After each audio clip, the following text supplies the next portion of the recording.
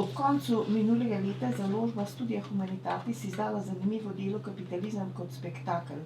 V knjigi ste vi, profesor Pipan, prispevali spremno besedo, kjer ste bralcu res imenitno približali delo in pojasnili pomenski sklop kapitalizma kot spektakla.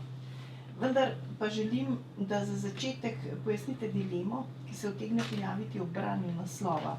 Spektakel namreč pogosteje nahajamo v diskurzu kulture, kako pa se je ta znašel v povezavi s kapitalizmom?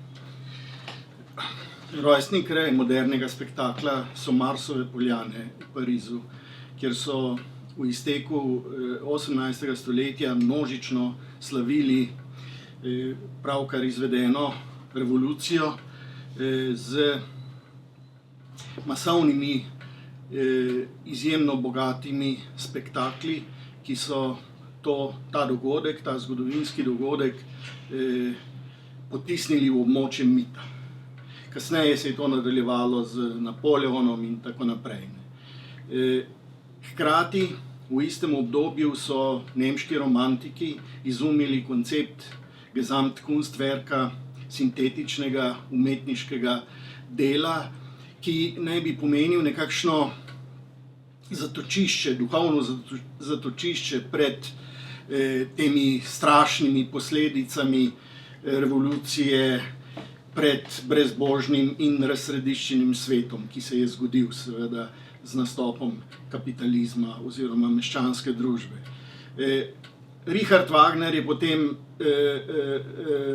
recimo ta spektakel vendarle ponovno vrnil v območje umetnosti, se pravi v gledališče, ampak za največji spektakelski dogodek 19. stoletja velja prva svetovna razstava leta 1851 v Londonu, na kateri je v znameniti kristalni palači, ki je bila za ta namen zgrajena, britanski imperij, v katerem sonce nikoli ni zašlo v tistem času, razstavil vse, kar je posedoval in kar je proizvedel.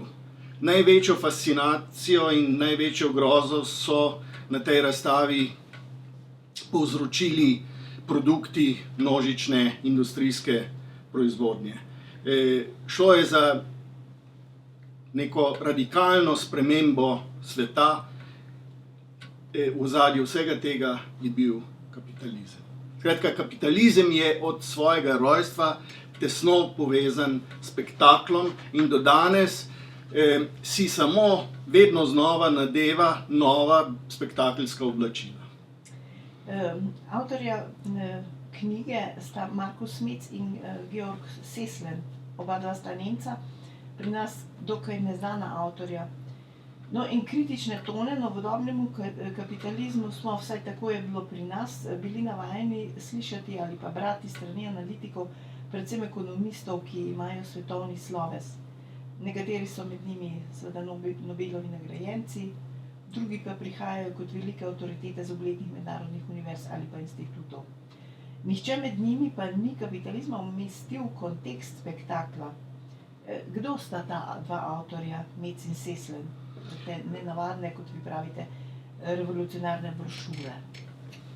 No, Georg Seslen je zelo popularen avtor, filmski kritik, ki že 40 let praktično objavlja serijsko knjige o filmu, predvsem o žanrskem filmu, napisal jih je več deset. V zadnjem desetletju seveda tudi knjige o medijih, o popkulturi, o vizualni kulturi in tako naprej in tako naprej. Markus Metz, politolog in teatrolog, po izobrazbi se mu je pridružil ob izteku prejšnjega stoletja in od takrat knjige objavljata v tandemu, ne, seveda, ki aludira na nekatere druge podobne dvojice v zgodovini, ne, začenši z Marxom in Engelsom in tako naprej in tako naprej. Skratka, dva kritična premišljevalca vsakdanjosti, bi lahko rekli, na kratko. Se pravi, tega, kako se recimo kapitalizem v tem primeru manifestira v nekem vsakdanjem dogajanju. Ne v življenju, ampak v vsakdanjem dogajanju. In v tej knjižici, ki je del nekega velikega projekta raziskave sodobnega kapitalizma, ona dva vzameta nekaj primerov, naprimer pijače, znamenite pijače Red Bull, ne, kot primera nekega produkta, ki je popolnoma prazen. Skratka, ima pa mitološko vrednost, mitološki status. Ne. To je pijača, ki pravzaprav odrešuje, ki življenje izboljšuje, ki lahko naredi človeka srečnega in tako naprej in tako naprej, čeprav je to popolnoma prazna tekočina. To je primer, kako kapitalizem skozi neko marketinško strategijo, spektakelsko strategijo se seveda potem pokaže, proda nekaj, česar ni.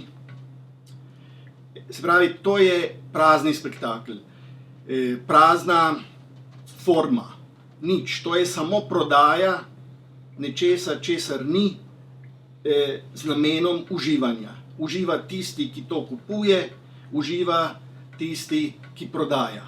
Se pravi, produkcija, ustvarjanje dobička, bolje rečeno, je pravzaprav zabava. Ne.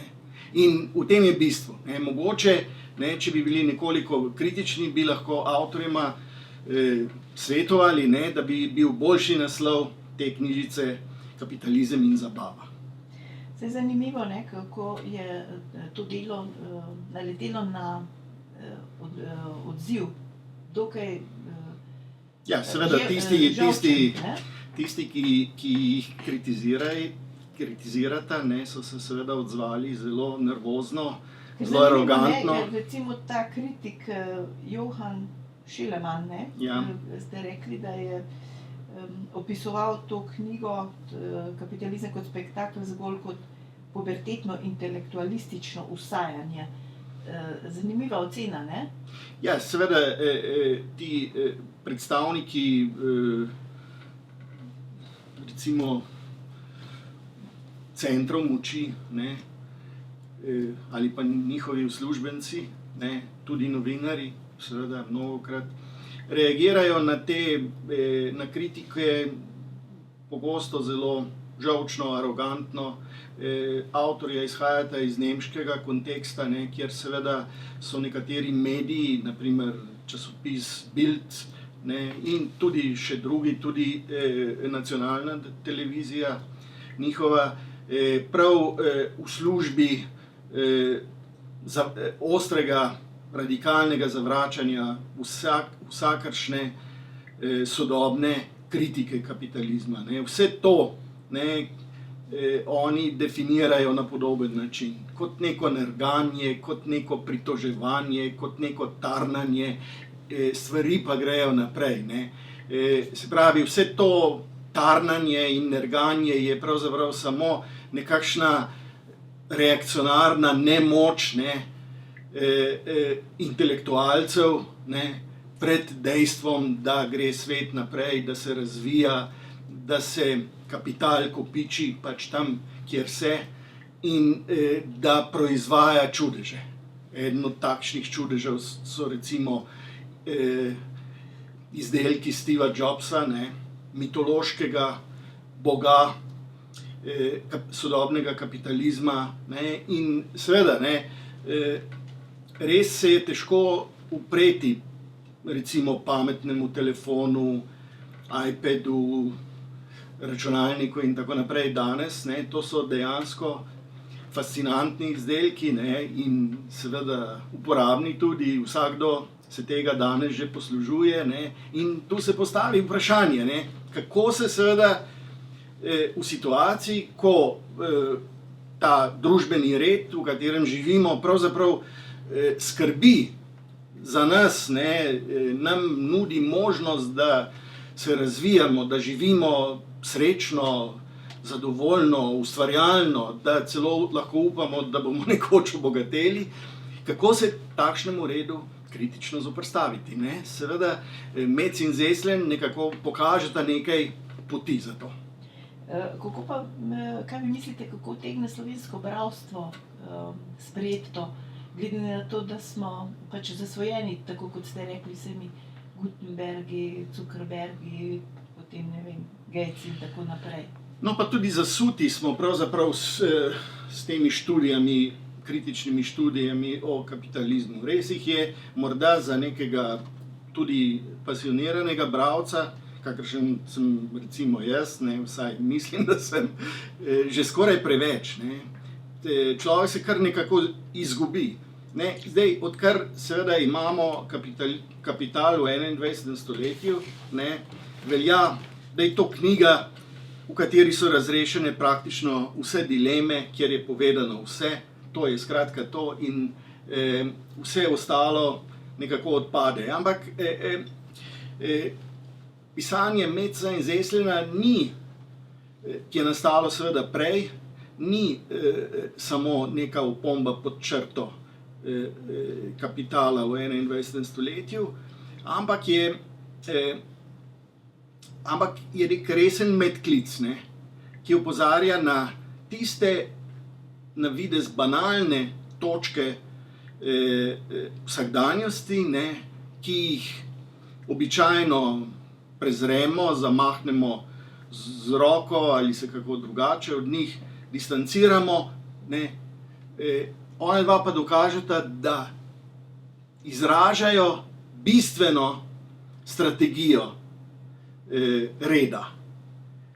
To je strategija obvladovanja, to je strategija discipliniranja in to je strategija depolitizacije. Tisto, kar kapitalizem v svojih spektakelskih formah, če zdaj pustimo v oklepaju, kaj je to spektakel in tako naprej, žal avtorja se temu nista dovolj natančno posvetila. Skratka, to, kar kapitalistični red počne s tem, je, da množice depolitizira. Skratka, zabava je oblika depolitizacije. Red Bull je oblika depolitizacije in tako naprej in tako naprej. No, zanimivo je, da ona dva pravita, da je učinkovito orožje proti temu kritično mišljenje, na katerem je utemeljen razsvetljenski projekt. Ne? Vi pa seveda zapišete, da le to danes ni zaželjeno, je itirajoče, ker moti zabavo in ljudje s kritičnim mišljenjem so vredni vsega prezira. Bi lahko te ugotovitve posplošili na okolja, kjer je kapitalizem kot spektakel dobil na nek način domovinsko pravico? Jaz posploševal seveda ne bi, ne? Ampak dokaze za to pa lahko vidimo vsak dan, ne? Tudi pri nas. Seveda, nekdo, ki je preveč kritičen, ki je preoster, hitro dobi status nekoga, ki je sumljiv, ne? Ki ima pač samo neke interese, ne? Ljudski glas ga razglasi za nekakšnega čudaka, ki po možnosti še živi na račun skupnosti in tako naprej in tako naprej. Skratka, danes je evidentno, da živimo v razmerah nekega radikalnega antiintelektualizma. In to je problem. Na to merita Metz in Zeslen, po mojem mnenju, ne, spravi na to, da vendarle bi moral vsak človek biti ozaveščen, ne, kot se reče, do te mere, da ne bi nasedel na vsak trik, no, po domače rečeno. Ne. Samo za to gre, ne, da ne nasedemo na vsak trik.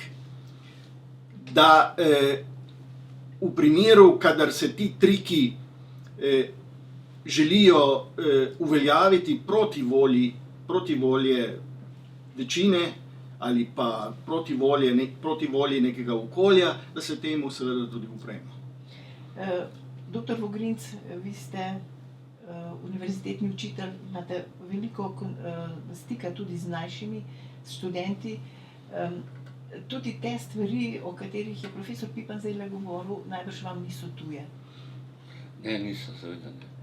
Kako bi vi to recimo ravno to slednje, o čemer je on govoril, o iritirajočem formi, recimo človeka, ki misli, ali pa kakorkoli že temu rečemo, recimo v okolju. Tisto, kar mislim, da lepo uspe Seslenu in Metzu, je to, da pravzaprav pokažete, da tisto, kar se prezentira kot spektakl, je pravzaprav navlaka. Tisto, česar se v resnici najbolj bojijo pri kritičnih intelektualcih, je to, da vzbujajo nelagodje. Tam, kjer poskuša pač kapitalizem prikazati stvari, češ, glejte, za vsakogar je njegova forma spektakla. Vsakomur ponujamo svoje, vi morate samo izbrati, katero je vaše. In z tega aspekta je tisto, kar najbolj moti tak odnos do sveta, to, da nočeš izbirati med tistim. Da rečeš, to je z našega vidika vse isto. Univerza je danes okolje, posebej na nekaterih fakultetah, čeprav mislim, da je to v Sloveniji pravzaprav povsod, okolje, za katerega ne velja več, ko boš pa naredil to šolo, te pa čaka v življenju neko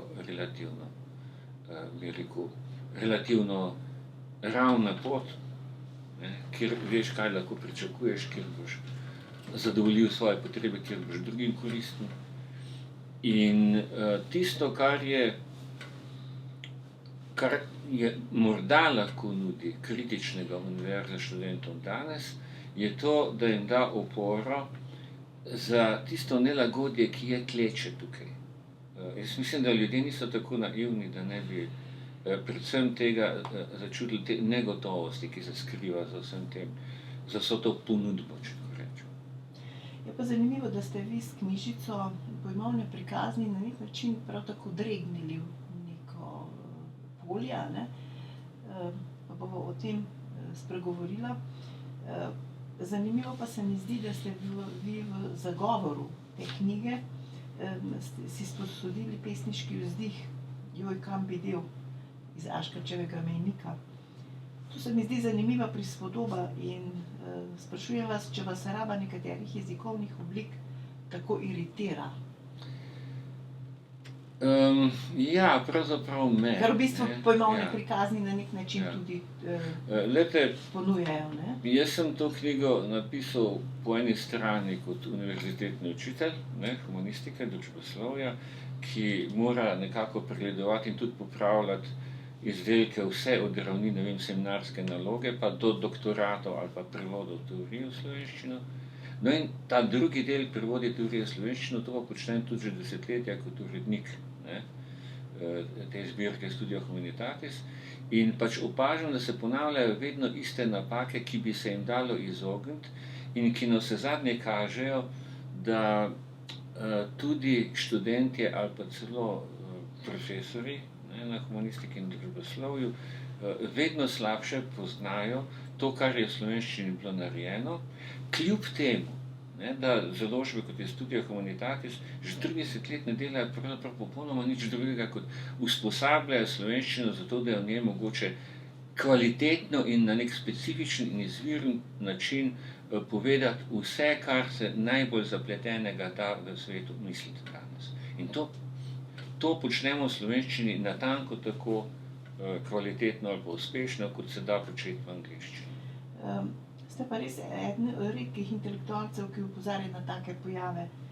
Zakaj vi mislite, da se je tako razširila ta ohlapnost jezika in se kot samoumevne uveljavljajo nekatere rabe?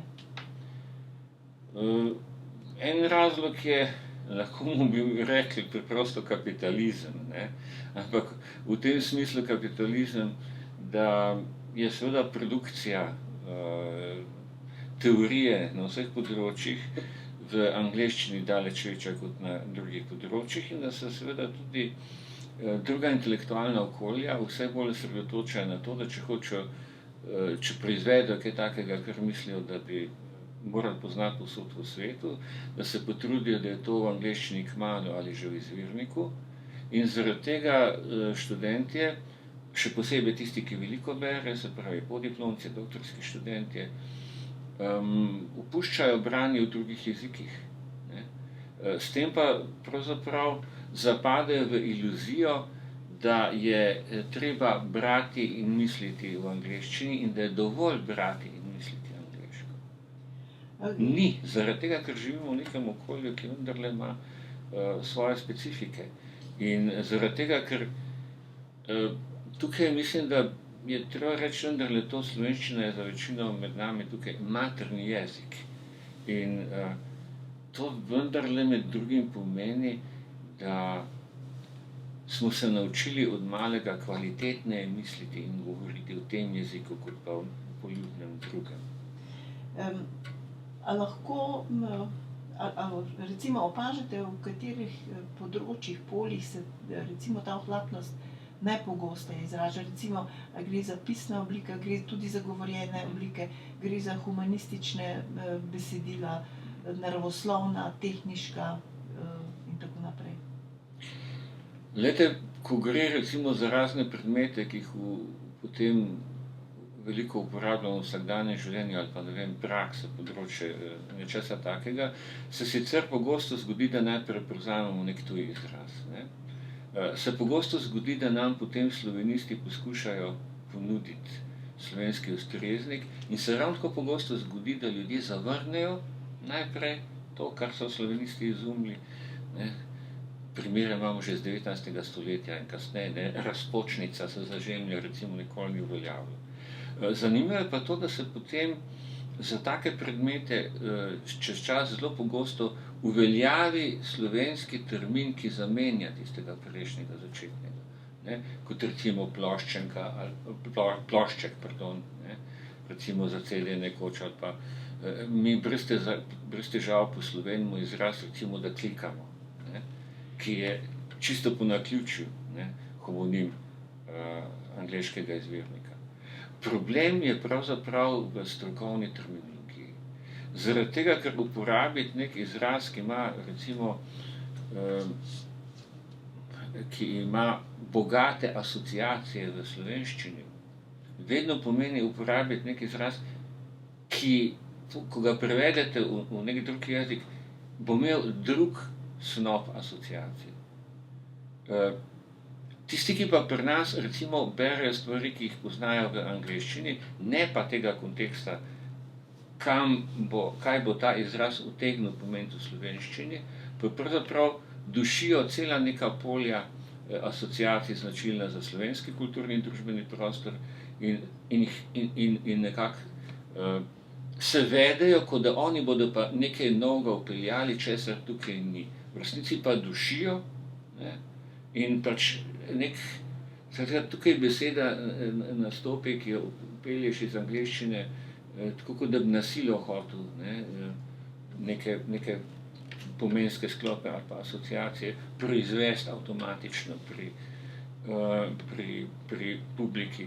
To ne gre, oziroma se zdi, da gre samo, če imate opravka z ljudmi, ki so enako nevedni, kot je tisti, ki je to vpeljal. Na kratko, povejte samo nekaj gesel, ki se mi zdijo dokaj simptomatska,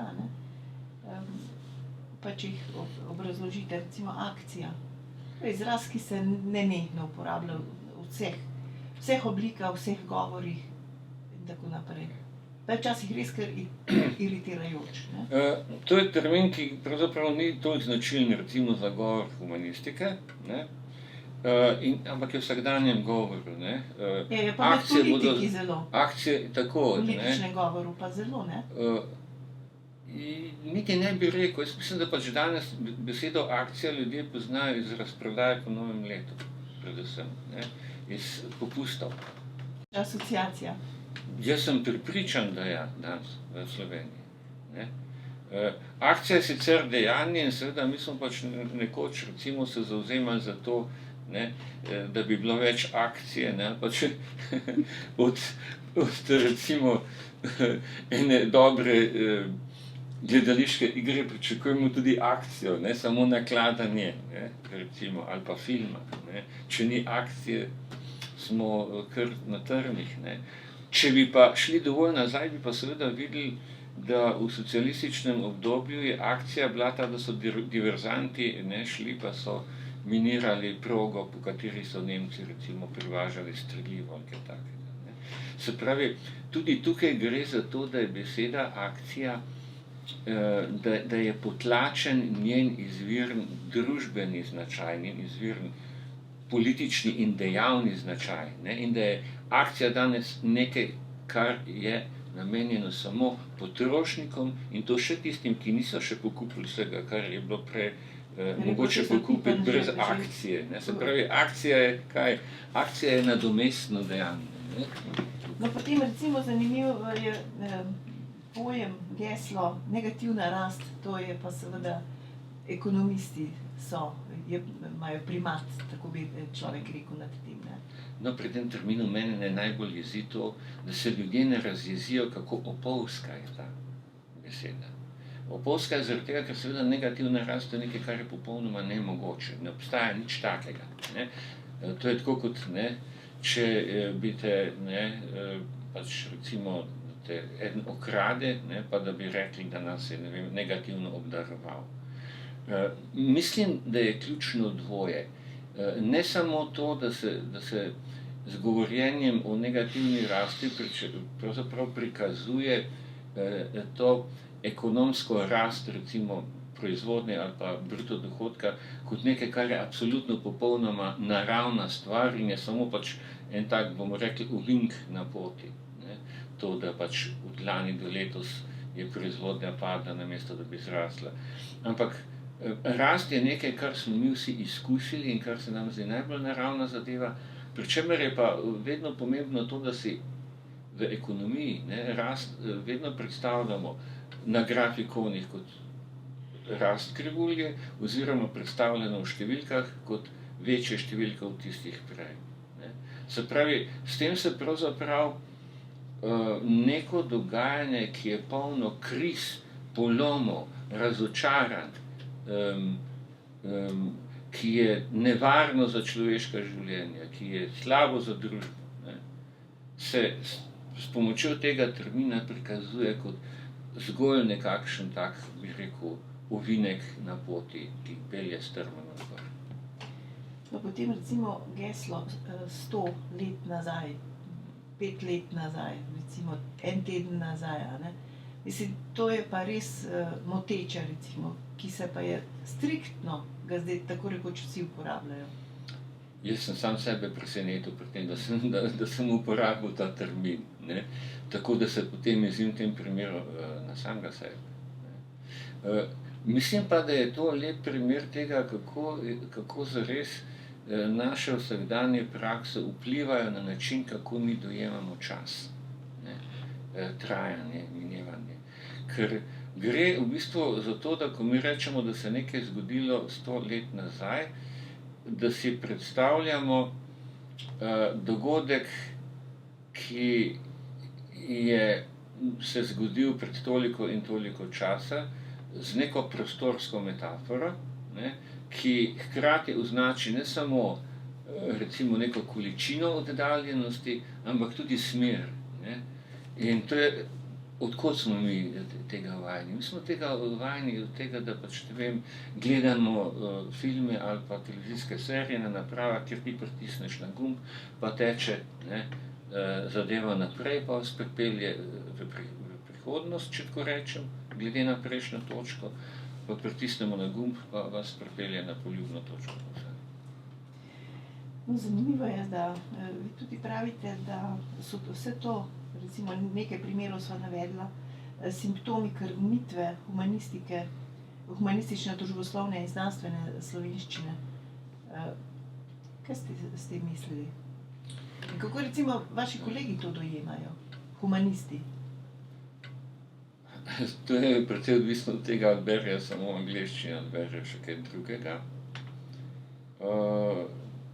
In seveda odvisno od tega, koliko je kdo občutljiv za jezik.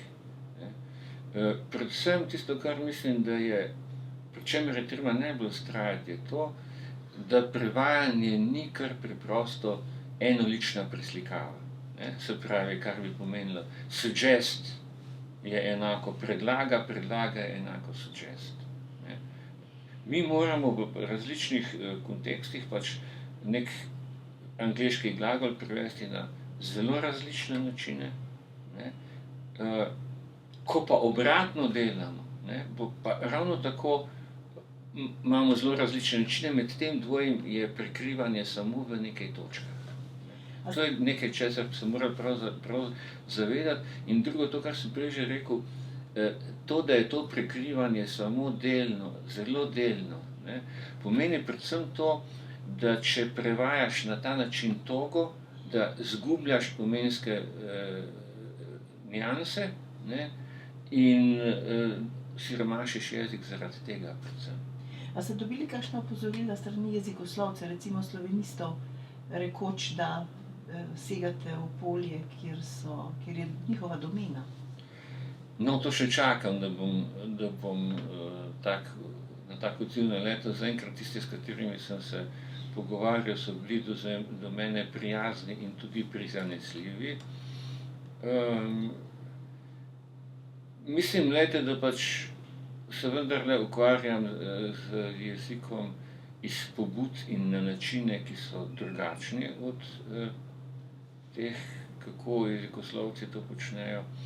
In mislim, da jezikoslovci z nekaj, bi rekel, naklonjenosti lahko rečejo, da to, kar počnem, je vsaj, bomo rekli, amaterska sociolingvistika, če ni že kaj drugega. Rekel bi pa še to, da se seveda v resnici strokovnih pripomb, tudi kritičnih od jezikoslovcev, zelo želim. Bistveno je vendarle, da več vemo o tem, kako se jezik uporablja in kako bi ga bolje lahko uporabljali, in pri tem seveda imamo vsi uporabniki pravico govora, ki se jo ne sme in ne more krniti.